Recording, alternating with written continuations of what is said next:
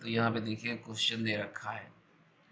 इस क्वेश्चन में क्या कहा गया है कि हमारे पास में एक कंटेनर है जिसके अंदर जो है एक नॉन वोलेटाइल सॉल्यूट जो है भरा गया है और उसका अमाउंट क्या है 30 ग्राम।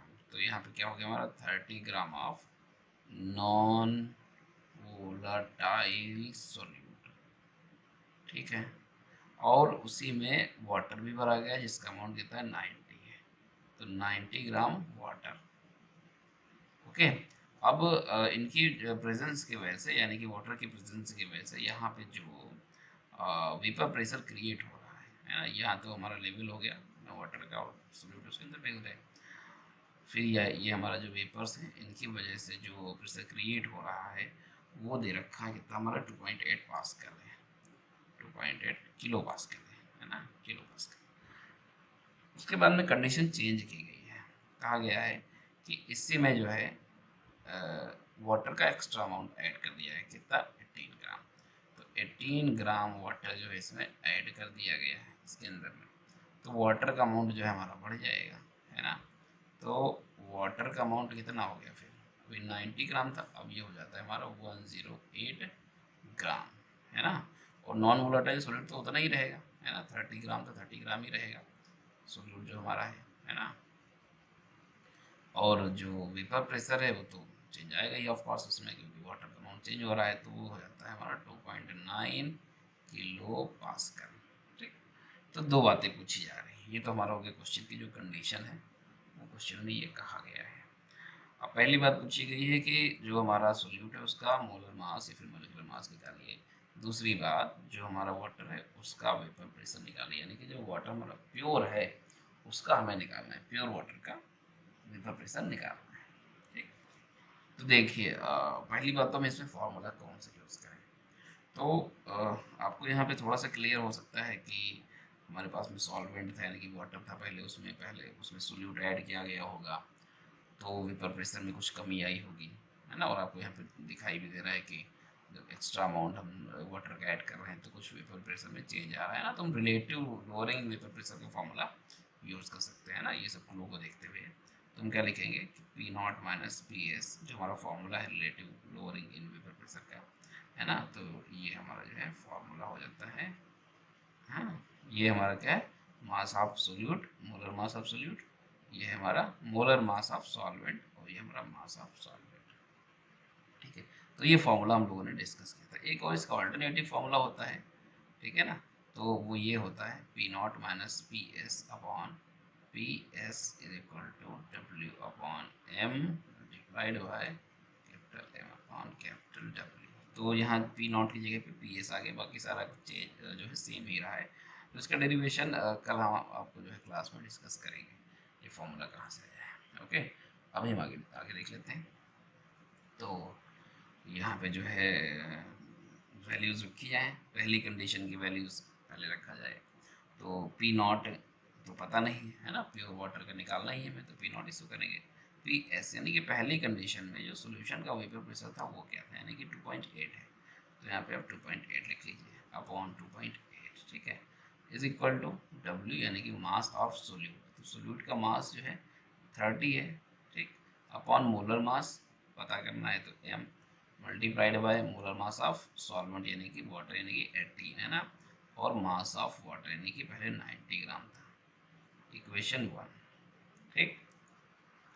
उसके बाद में जो हमारी दूसरी कंडीशन है उसके लिए हम दूसरी इक्वेशन बनाएंगे। तो दूसरी इक्वेशन बनाने के लिए क्या करेंगे कि पी नॉट, अब देखो ये जो पी नॉट हम ले रहे हैं ये प्योर वाटर का है, तो प्योर वाटर का आप किसी भी इक्वेशन में लिखिए वैल्यू तो सेम ही रहेगी, है ना। तो पी नॉट हमने यहाँ भी लिख लिया माइनस जो पी एस की वैल्यू है यानी कि सॉल्यूशन की जो वेपर प्रेशर है वो क्या हो गया 2.9 किलो पास्कल हो गया। तो यहाँ पे हम 2.9 लिखने वाले हैं, ठीक है, अपॉन 2.9, ठीक। उसके बाद में यहाँ पे जो सोल्यूट है कोई चेंज नहीं आया, 30 था, 30 ही है तो 30 लिख देंगे अपॉन एम, है ना। मोलर मास ऑफ सोल्यूट तो वही रहेगा, कोई चेंज नहीं आया तो एम लिखेंगे। और जो सॉल्वेंट है यानी कि वाटर है उसका मोलर मास 18 ही रहेगा, लेकिन यहाँ पे जो मास है वाटर का वो चेंज हो गया ना, 108 हो गया है। तो फिर इसको जो है यहाँ पे लोग 108 लिखने वाले हैं, क्वेश्चन नंबर 2 बन गया हमारे। अब थोड़ा सा यहाँ पे हम सॉल्व कर ले फिर आगे बढ़ते हैं। ठीक, अपॉन 5 यहाँ पे हो गया है और इसमें क्या हो गया है, ये हमारा 5 अपॉन एम है ना। ये 5 बेसिकली नीचे का हमने ये ऊपर लिख दिया, यहाँ पे बेसिकली एम था, ये 5 नीचे वाले का था ना, इसमें लाइन बीच में खींच दो। ठीक है, तो हमें 5 ना होके ये एम है। ठीक है, 6 अपॉन एम 5 अपॉन एम। तो ये दो इक्वेशन हमको जो है मिल चुके हैं अभी।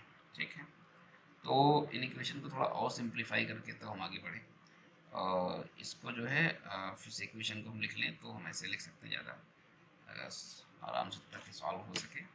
तो P not minus 2.8 is equal to, इसको 6 मल्टीप्लाइड बाई कर लो, 6 मल्टीप्लाइड बाई 2.8 अपॉन हमारा एम।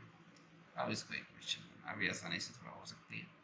उसके बाद में इक्वेशन 2 को भी हम ऐसे ही कर लेंगे, तो P not minus 2.9 is equal to, ये हमारा 5 multiplied by 2.9 upon M, equation number 2।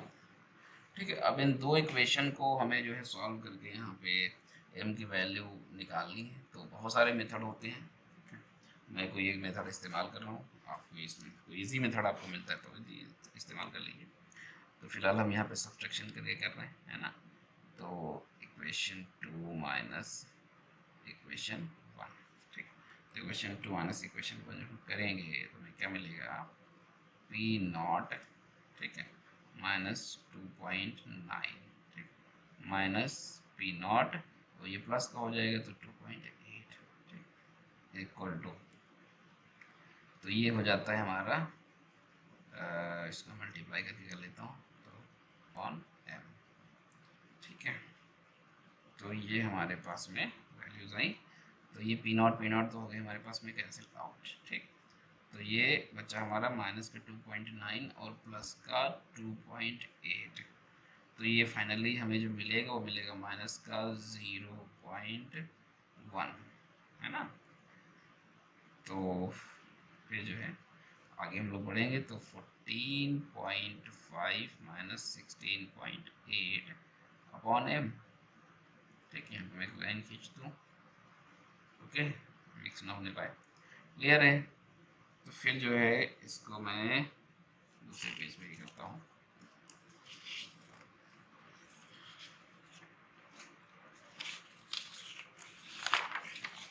हमारे पास में जो इक्वेशन आई है वो ये है, आपको दिखाई दे रही होगी, हाँ,